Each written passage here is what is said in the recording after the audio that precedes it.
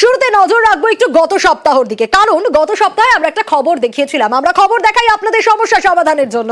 গত সপ্তাহে হাওড়ার মোংলাহাটের ছবি দেখিয়েছিলাম, যেখানে গুলাব গ্যাংয়ের দৌরাত্ম্য দেখা গেছিল। কিভাবে মহিলারা তোলাবাজি করছিল সেই খবর দেখিয়েছিলাম আমরা। কিভাবে চৌকি বসাতে ব্যবসায়ীদের কাছে দিনের পর দিন তোলাবাজি করছেন মহিলারা। নাম জড়িয়েছিল সেখানে পুলিশ, একাধিক নেতার নাম জড়িয়েছিল। আগে সেই দিনের ছবিটা, 6ই নভেম্বরের ছবিটা একটু দেখাই, দেখুন। আপনারা কিসের টাকা তুলছেন? পালাবেন না, মিথ্যে কথা বললে সব ছবি আছে। আপনারা কেন পালাচ্ছেন? আমরা কোনো পালাচ্ছেন কেন? পালাচ্ছেন কেন? পালাচ্ছেন কেন? ও দিদি, পালাচ্ছেন কেন? আপনি কথা বলুন। কিসের টাকা? যান যাকে যাকে ফোন করা করুন। চৌকি দিয়ে চৌকির ভাড়া নি। আচ্ছা, এটা বলুন। আর আমাদের ইউনিয়নের টাকা তৃণমূলের লোক এই সুরজিৎ শাহ নেয়। আচ্ছা, মানে আপনার সুরজিৎ শাহ কি আপনাকে বলেছে টাকা তুলতে? হ্যাঁ। কত টাকা করে তোলেন?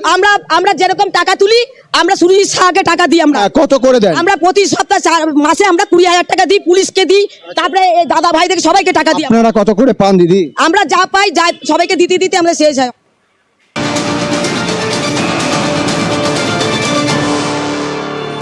আর নিউজ 18 বাংলার খবরের জেরে হাওড়ার মোংলাহাটে গুলাব গ্যাংয়ের যে তোলাবাজি, সেই তোলাবাজিতে প্রশাসনের কড়া পদক্ষেপ। খতিয়ে দেখা হচ্ছে হাওড়া থানার ওসির ভূমিকা। কারণ আমরা প্রশ্ন তুলেছিলাম, যেভাবে একের পর এক পুলিশের নামের পাশাপাশি একের পর এক নেতার নাম সামনে এসেছিল, অভিযোগ তুলছিলেন এই তোলাবাজ মহিলারা, তাতে আমরা প্রশ্ন তুলেছিলাম, বড় কোনো মাথা কি জড়িত রয়েছে? তোলাবাজিতে অভিযুক্ত এক পুলিশ কর্মীকে ক্লোজ করা হয়েছে ইতিমধ্যে। আমরা আরো বিস্তারিত এই বিষয়ে জানবো। দেবাশিস রয়েছে আমার সঙ্গে, দেবাশিসের কাছ থেকে জানবো। দেবাশিস, 6ই নভেম্বরের ছবিটা আমরা দর্শকদের দেখাচ্ছিলাম।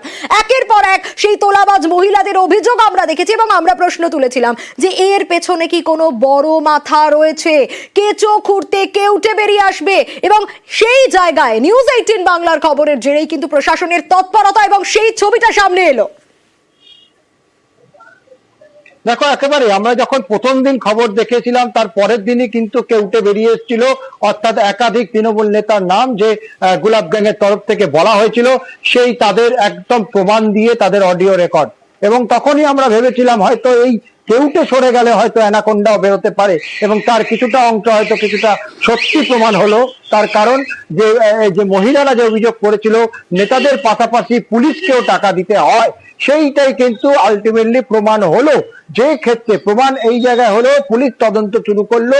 পুলিশ এই মহিলাদের বক্তব্যকে সামনে রেখে তদন্ত শুরু করে প্রথম নাম উঠে এলো হাওড়া থানার একজন পুলিশ কর্মী প্রদীপ নস্কর, যিনি কিনা এই বটরা ভাগের টাকা তিনি আনতে যেতেন বা তার কাছে পৌঁছতো। তাকেই প্রথমে ক্লোজ করা হলো। তাকেও তার সঙ্গে পুলিশ আধিকারিকরা কথা বললো, এবং এর সঙ্গে আর কে কে যুক্ত আছে সেটা খতিয়ে দেখতে হবে।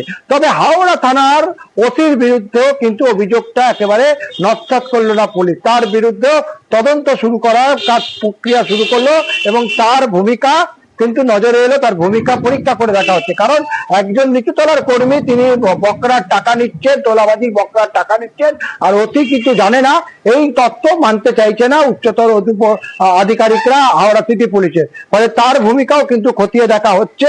পাশাপাশি আজকে সকাল থেকে দেখলাম হাওড়া সিটি পুলিশকে একেবারে দাবাং মুডে।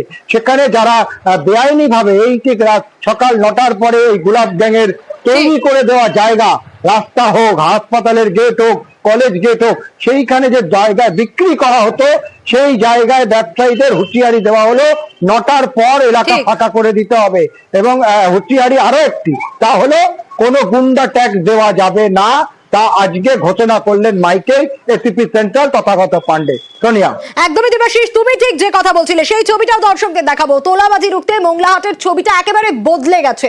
পুলিশের অভিযান গত মঙ্গলবারের ছবিটা এবং আজকের ছবিটা আকাশ পাতাল তফাৎ। আজ মাইকিং করছে, সতর্ক করা হচ্ছে ব্যবসায়ীদের পুলিশের তরফ থেকে, এবং হাটের সকাল থেকে পুলিশের টহল সরিয়ে দেওয়া হয় বেআইনি দখলদারদের। দেখুন সেই ছবিটা।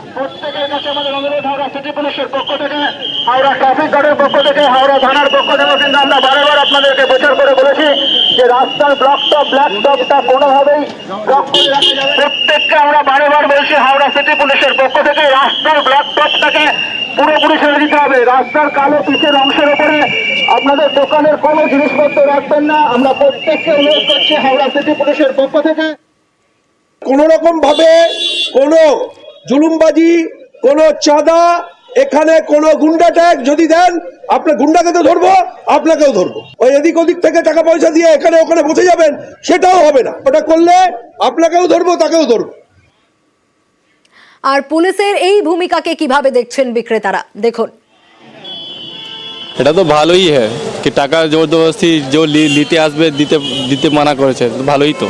কিভাবে দিতে হতো টাকা? পুজো সন্ধ্যা বন্ধ নিতে আসতে দিতেই হবে, না তো মালটা তুলো ফেলে দেবো। আপনাদের ভালো হলো? হ্যাঁ সুবিধা তো হবে, জুলুমবাজি হবে তো সহায়তা পাবো পুলিশ থেকে। জুলুমবাজি মানে চন্দার মধ্যে জুলুমবাজি যা করেছে, এটার জন্য বললাম আপনাকে। আপনাদের কি চাঁদা জুলুমবাজি হতো? হতো আগে, 500 টাকা দাও, 200 টাকা দাও, সেগুলো বন্ধ করতে বলছে পুলিশ। হ্যাঁ হ্যাঁ, আমাদের সুবিধা তো হবেই।